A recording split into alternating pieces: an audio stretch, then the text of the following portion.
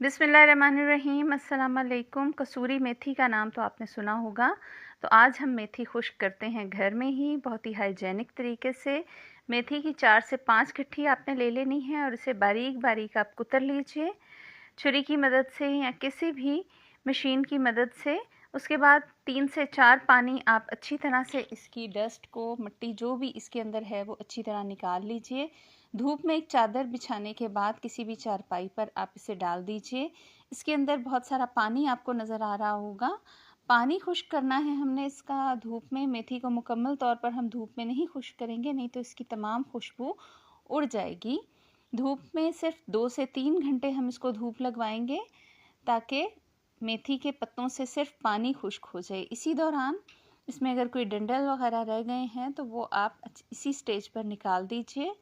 और मेथी को धूप में बस इतनी ही देर आपने रखना है कि इसकी ये शक्ल आ जाए।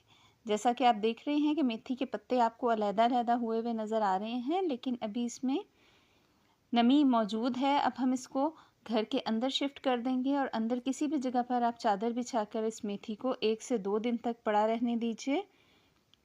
घर के अंदर खुश्क करने के बाद जब आप देखें कि इसके पत्ते बिल्कुल क्रिस्प हो चुके हैं, तो क्रिस्प होने के बाद बहुत ये सुकड़ भी जाएगी मेथी, इसकी तादाद बहुत कम हो जाएगी। आप इसे किसी भी ट्रे में शिफ्ट कीजिए और आधा से 1 घंटे तक धूप में रखिए और इसे किसी भी जार में शिफ्ट कर लीजिए। आप अपनी तमाम डिशेज़ में इसे तमाम साल बहुत आसानी के साथ इस्तेमाल कर सकते हैं।